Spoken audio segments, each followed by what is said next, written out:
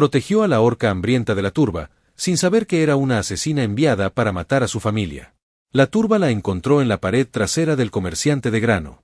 En la estrecha franja de sombra entre el puesto y el callejón, a la hora en que el mercado nocturno se retiraba, y la antorcha, el muchacho hacía su lento recorrido por la carretera principal con su largo encendedor y su completa indiferencia a todo lo que sucedía bajo las antorchas.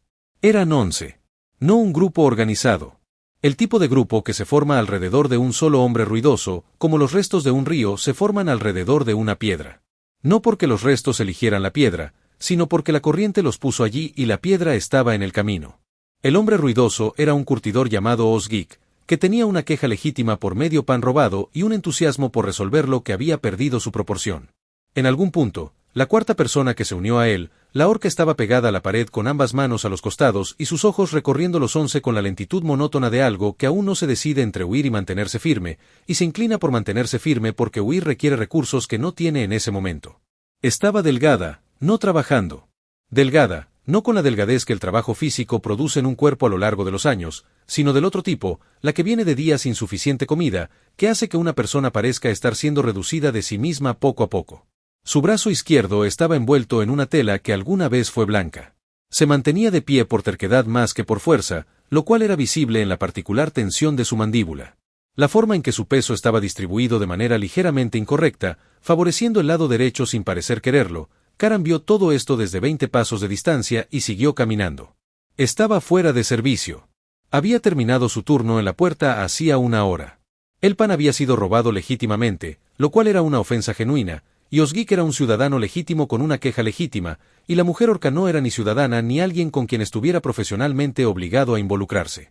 Tenía 28 años y había aprendido, a través de experiencias dolorosas específicas durante 4 años de servicio militar y 8 años de guardia, que inmiscuirse en situaciones ajenas rara vez producía resultados que valían la pena.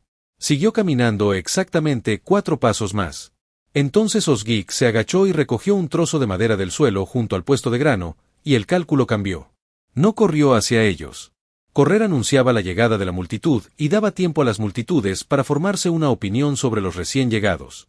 Caminó más rápido, lo cual era diferente, y se interpuso entre Osgeek y la mujer orca antes de que nadie se percatara por completo de que estaba allí con un propósito, en lugar de simplemente pasar de largo. No desenvainó su espada. Desenvainar espadas en situaciones de multitud era la última opción antes de matar a alguien, y él no se encontraba en esa última opción. Simplemente se quedó de pie, en la posición que 8 años de trabajo como guardia te habían enseñado a adoptar cuando necesitabas que varias personas te encontraran a la vez en una situación incómoda. Escuchó atentamente la tranquilidad de Osgeek. Reconoció el pan. Reconoció la queja. Dijo que el tipo de resolución que Osgeek imaginaba era una categoría de delito distinta a la que él estaba denunciando, y que la oficina del magistrado aceptaba denuncias de robo por la mañana con una rendición de cuentas formal, y que cualquier satisfacción que estuviera imaginando en ese momento no sobreviviría al contacto con la atención oficial que generaría la alternativa. Osgeek no era tonto. Era un hombre al que se le acababa de presentar una mejor opción que la que estaba siguiendo y necesitaba un momento para aceptarla sin parecer que se retractaba. Quirón le dio ese momento al mirar a las otras 11 personas en lugar de a Osgeek, lo que permitió que el cambio de opinión ocurriera en privado. El grupo se dispersó lentamente con él. Resentimiento de quienes han visto negado algo que deseaban y necesitan que todos sepan que están descontentos. Osgeek se fue el último, llevándose su trozo de madera, que a Kieran casi le pareció digno de mención. Se giró. La orca no se había movido. Lo miraba con la expresión de alguien que calculaba rápidamente las consecuencias de su intervención y de lo que le iba a costar. El cálculo no era de agradecimiento, sino de evaluación. Dijo que había un médico a 2 calles de distancia que curaba heridas a precios razonables. Ella no dijo nada. Dijo que el comerciante de grano detrás de cuyo puesto estaba ella volvería al amanecer y que el callejón detrás del puesto no era un lugar recomendable para la noche que se avecinaba, ya que la temperatura iba a bajar demasiado antes del amanecer. Ella dijo que había pasado por noches peores. El dialecto de Herbelmore era preciso, como el de alguien que habla con cuidado en un idioma que no es el que piensa primero. Cada palabra elegida, no automática. Dijo que probablemente era cierto. Dijo que no había preguntado por noches peores, solo por esta noche. Ella lo miró fijamente durante un buen rato. Luego se apartó de la pared. Era varios centímetros más alta que él y se movía con la silenciosa economía de alguien entrenado para moverse sin llamar la atención. Actualmente operando a una capacidad significativamente reducida. Ella se puso a su lado sin preguntar a dónde iban, lo cual él notó sin comentar. Su casa estaba en el lado norte de Belmore. Una habitación abajo, una arriba, una chimenea que funcionaba con una pequeña pila de leña que indicaba que era organizado en algunas cosas y no en otras. Una silla en la mesa, 2 tazas más en el estante que los invitados usaban cuando venían invitados, lo cual no era frecuente. Ella se quedó de pie en medio de la habitación y lo miró todo en una secuencia que no tenía nada que ver con la curiosidad. Puerta, ventana, interior, puerta, chimenea. En ese orden, el orden de alguien que traza un mapa de salidas y amenazas antes de considerar cualquier otra cosa. Él lo notó.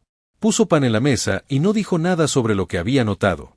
Ella se sentó y comió con la eficiencia de alguien que repone energías más que disfrutando sin autoconciencia, sin la actuación de dignidad, esa que el hambre a veces producía en personas a las que se les había enseñado que la dignidad valía más que la comida. Comió como una persona que había aprendido que la comida era el objetivo y la ceremonia a su alrededor era opcional. Él encendió el fuego. Ella comió. Ninguno de los dos rompió el silencio porque ninguno de los dos parecía necesitarlo. Cuando ella terminó, se recostó y lo miró. Dijo que se llamaba Sella. Él dijo, Karan. Ella le preguntó qué quería a cambio del pan y la intervención. Él dijo nada. Ella lo miró como lo había mirado afuera, haciendo cálculos, buscando la parte que no cuadraba. No pareció encontrarla, lo cual no resolvió del todo el asunto. Las personas que han pasado suficiente tiempo siendo utilizadas para la conveniencia de otros desarrollan una resistencia permanente a la idea de la generosidad sencilla. Se aclara la garganta, parece demasiado un movimiento de apertura. Él preguntó por la herida. Ella dijo que estaba bien. Él dijo que la tela estaba empapada. Ella dijo que no estaba infectada. Él dijo que la infección operaba a su propio ritmo independientemente de su evaluación y que tenía conocimientos básicos sobre heridas por sus años de experiencia en el campo y que se ofrecía a mirarla, no exigía una pausa. Entonces ella extendió el brazo. La herida era limpia, de entrada de hoja, no mortal pero mal cerrada, del tipo que alguien había hecho en el campo de batalla, vendado a toda prisa, posiblemente ella misma, y que había estado sangrando lentamente durante días. Él la limpió. La cerró con las tiras que guardaba para sus propias heridas y las ató con la competencia de un hombre que había cerrado este tipo de heridas muchas veces, tanto en sí mismo como en otros. Ella no emitió ningún sonido durante todo el proceso, no por bravuconería propia de la práctica. El silencio específico de alguien que había aprendido que quejarse del dolor producía consecuencias peores que el propio dolor. Cuando él terminó, ella se bajó la manga. Dijo, ¿sabes lo que estás haciendo? Él dijo que llevaba 8 años en la Guardia Nacional y 4 antes. Ella dijo que eso no era un vendaje de campaña. Eso era trabajo de entrenamiento. Él dijo que había sido soldado en la campaña del oeste antes de la Guardia Nacional. Ella asintió como si esto confirmara algo que ya había considerado probable. Él dijo que debería dormir. Dijo que en la trastienda había una camilla. Ella miró la puerta interior por un momento. Dijo que tomaría la silla junto al fuego. Lo entendió sin necesidad de explicación. Una habitación trasera tenía una salida. Una silla junto al fuego tenía 2. Subió las escaleras. Sia no dormía. Se sentó en la silla con ella correctamente. Herida cerrada y el fuego. Y la cualidad particular de una casa que pertenecía a una persona que vivía en ella honestamente. Ninguna actuación en la disposición de los objetos. Nada colocado para causar efecto. Todo donde estaba porque allí era donde se usaba. Y pensó en la situación en la que se encontraba. La asignación le había llegado hacía 14 días a través de los canales habituales de la red. Un nombre, una dirección, una razón entregada en el lenguaje profesional de Clip, que la red usaba donde las razones eran contexto más que justificación porque la red no operaba en base a la justificación. Operaba en base a la verificación y el pago. El magistrado Edvar Aldenmore de 17 años en el cargo. La razón 9 años de aceptar pagos del cártel para suprimir pruebas de manipulación de precios, espera corta y eliminación sistemática de comerciantes de grano competidores. 4 de esos comerciantes estaban muertos. Las muertes habían sido declaradas accidentales. La protección del cártel era la autoridad que dictaba el magistrado. El cliente era el dolor colectivo de 4 familias que habían pasado años reuniendo recursos para reunir una suma que la red aceptó. Ella había aceptado el encargo porque la suma era significativa y porque 9 años de crueldad deliberada y sostenida no eran algo abstracto para ella, como podría haberlo sido para alguien que había crecido entre muros que la protegían. Sabía lo que era ver a una comunidad desangrarse lentamente por decisiones tomadas por personas ajenas a su entorno. Había entrado por la puerta sur un día de mercado. Tenía un plan. El plan había funcionado en 11 encargos anteriores. Lo que había fallado no era el plan. Al segundo día, los vigilantes del cártel la habían encontrado. No por ningún fallo en su tapadera, sino porque el cártel había previsto que una comisión de este tamaño podría producir precisamente este tipo de llegada, y había apostado gente en los puntos de entrada del pueblo, específicamente para identificar rostros desconocidos que merodeaban cerca de la oficina del magistrado o del distrito de cereales. Había sido cuidadosa, pero no lo suficiente. El encuentro resultante había involucrado una cuchilla y su brazo y una gran cantidad de carrera antes de que los perdiera en los callejones residenciales. Había perdido un día por la herida, perdió sus provisiones cuando abandonó su alojamiento, perdió la ventana que había identificado para el magistrado, cuyo horario se había visto interrumpido por una visita oficial que trajo escoltas armados y cerró las vías de acceso habituales. Para cuando Osgeek la encontró, había estado 2 días sin comida suficiente, sobreviviendo a base de disciplina y terquedad, y su herida llevaba 3 días mal cerrada, y ahora estaba sentada en la silla de cara Nolden Moore. Había conocido el nombre del hijo por el perfil del objetivo. La familia del magistrado, una hija, casada, se mudó al norte hace 4 años. Un hijo, 28 años, guardia de la ciudad, servicio anterior en la campaña occidental, descrito en la documentación de la red como periférico, no involucrado en las operaciones del padre. Presente en la ciudad, pero no relevante para la misión. Periférica, miró el fuego. El detalle periférico se había interpuesto entre ella y el trozo de madera de Osgeek sin hacer ninguna de las preguntas que la gente suele hacer en esa situación. Ni qué había hecho ella, ni qué obtengo a cambio, ni si esto merecía mi tiempo, simplemente se había movido. El movimiento particular de un hombre para quien la alternativa de quedarse a 20 pasos y observar algo evitable no era una posición que su cuerpo pudiera mantener. Ella llevaba 6 años leyendo a la gente. Lo había leído en el momento en que él se interpuso entre ella y la multitud. Y lo que había leído era un hombre que hace lo correcto no porque sea ventajoso, sino porque lo incorrecto es una especie de peso que no puede soportar. En 6 años, había conocido a aproximadamente 2 personas con esa mentalidad. No esperaba encontrarse con una en una situación de turba provincial. Se sentó junto al fuego durante un buen rato e hizo el balance que la situación requería. Había comido su pan. Él había curado la herida con manos que no se apresuraron ni la hicieron sentir como un problema que debían controlar. Ella estaba sentada en su casa. La misión que la había llevado a Wellmore era asesinar a su padre. Ambos hechos estaban intrínsecamente ligados y no podían resolverse ignorándolos. Ya había realizado misiones en las que desconocía a la familia. También las había realizado en las que solo los había visto brevemente, de pasada, como elementos periféricos de la vida de sus objetivos. Había construido una estructura profesional que mantenía a la familia categóricamente separada del objetivo, pues éste era responsable de sus actos y la familia no lo era. Mezclar esas categorías era el error que hacía imposible el trabajo. Esa estructura seguía intacta. Lo que no estaba intacto era la versión específica que le exigía completar la misión mientras el hombre en cuya casa se encontraba dormía arriba, ajeno a todo. Reflexionó sobre esto durante toda la noche. No llegó a una decisión al amanecer. Llegó al límite de una. No podía hacerlo de esa manera. No podía comer su pan, dormir en su casa y usar su generosidad como tapadera para completar el trabajo. No era una conclusión moral, sino práctica. Fue la conclusión de una persona que comprendía que ciertas acciones tenían costos que se pagaban internamente con el tiempo de maneras que se acumulaban y que el costo de esa acción en particular era uno que no podía permitirse en su situación actual. No examinó su situación actual. La noche ya era bastante larga. Observó cómo se consumía el fuego y esperó a que él bajara. Llegó antes del amanecer. Volvió a encender el fuego. Echó agua. Se movió por la habitación con la eficiencia matutina de un hombre para quien la hora temprana no era inusual, y le trajo una taza sin preguntarle qué quería en ella, porque aparentemente había notado lo que ella había tomado y no tomado la noche anterior. Ella aceptó la taza. Dijo, «Tu padre es el magistrado Olden Moore».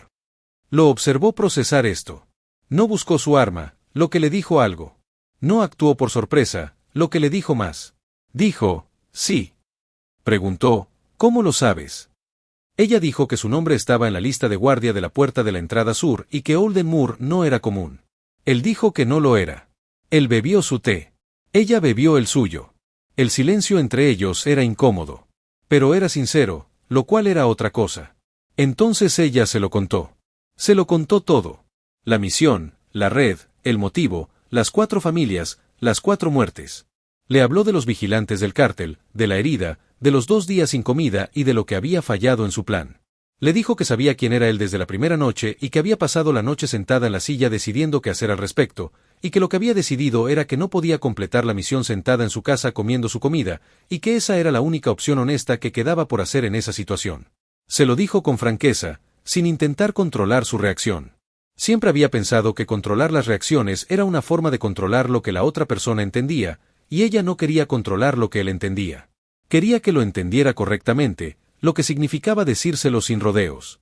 Él permaneció muy quieto mientras ella hablaba.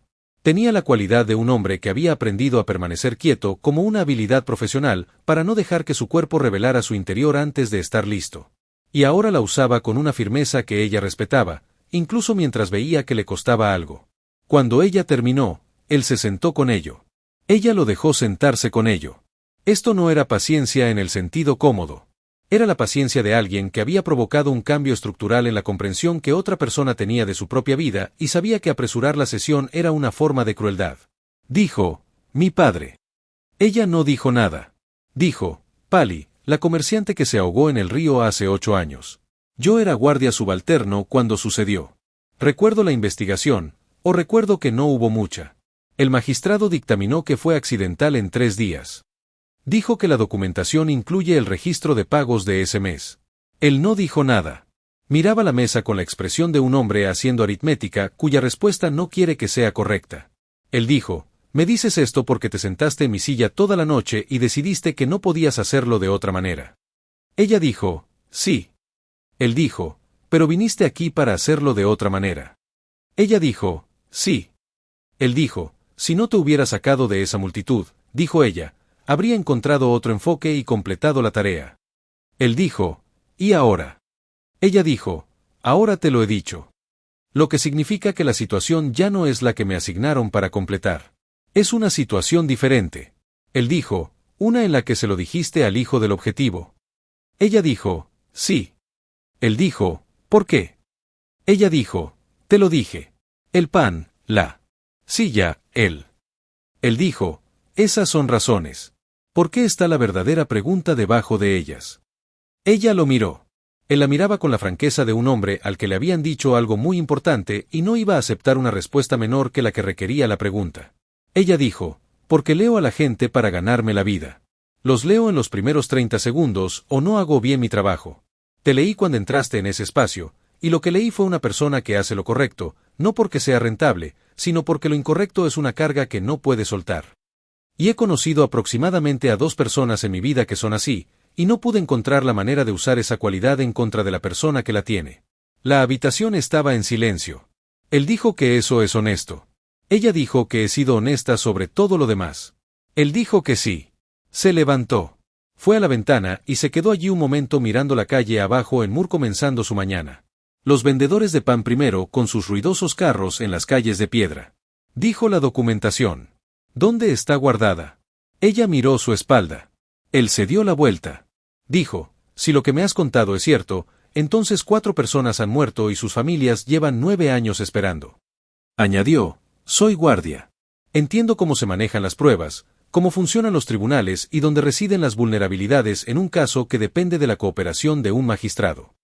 Afirmó, la muerte de un magistrado no desmantela el cártel. Ask sigue operando. La protección continúa bajo un nuevo magistrado en menos de un año. Él dijo, quiero ver la documentación. Ella dijo, me estás pidiendo que te muestre las pruebas contra tu padre.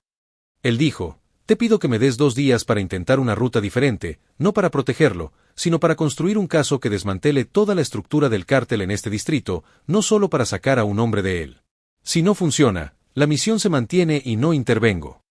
Ella dijo, ¿entiendes a qué te comprometes? Él dijo, entiendo. Ella dijo, la mayoría de la gente que dice eso no lo ha pensado bien. Él dijo, yo sí lo he pensado bien. Ella lo miró fijamente durante un largo rato. El fuego detrás de ella se había reducido a brasas. La luz de la mañana entraba ahora por la ventana, tenue y horizontal. Ella dijo, 2 días. La documentación estaba con una mujer llamada Cres, que tenía un puesto de textiles en el mercado del sur y no tenía nada que ver con los textiles. Seiya fue sola a media mañana y regresó con una bolsa de cuero que dejó sobre la mesa de Kirn sin ceremonias. Leyó durante 2 horas.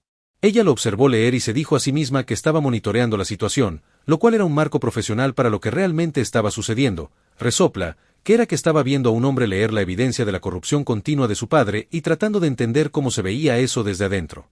Parecía quietud.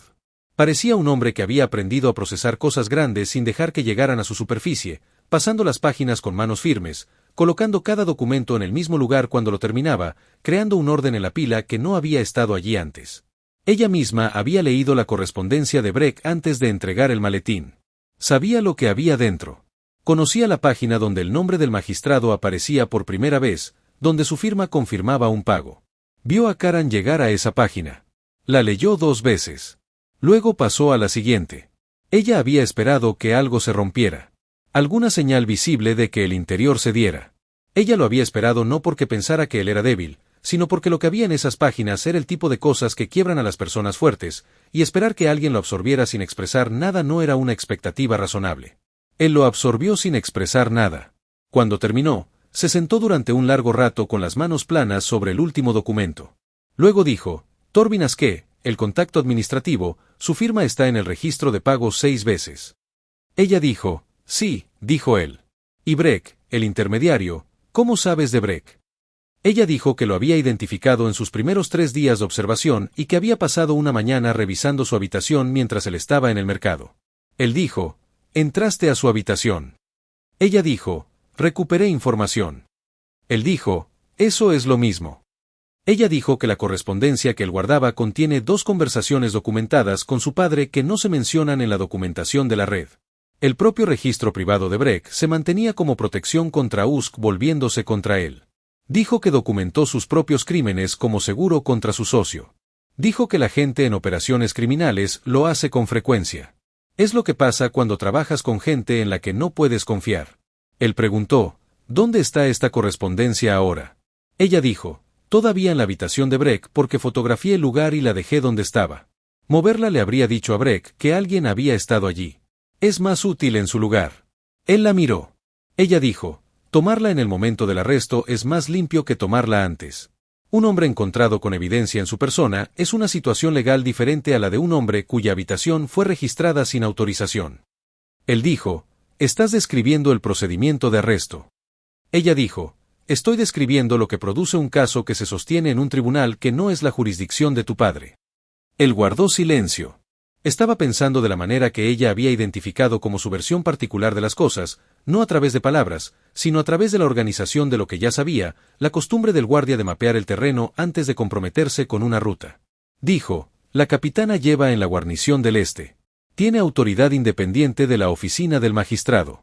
También, según mi observación profesional, ha encontrado frustrante la administración actual de esa oficina durante varios años sin motivos para decirlo formalmente. Dijo que usted propone llevar esto a su superior antes de llevarlo a la sede de la justicia. Él dijo, propongo llevar a Usk y Abre simultáneamente con la documentación que ya está en tránsito a la sede de la justicia para que el cártel pierda su protección y su estructura administrativa al mismo tiempo sin que ninguno tenga tiempo de advertir al otro. Ella lo miró. Él dijo, yo era soldado. La presión simultánea en múltiples puntos no es una idea nueva, pero es confiable. Ella dijo, ¿planeaste esto mientras leías? Él dijo, planeé la forma. Los detalles dependen de la ubicación de Breck y el patrón de Usk, que usted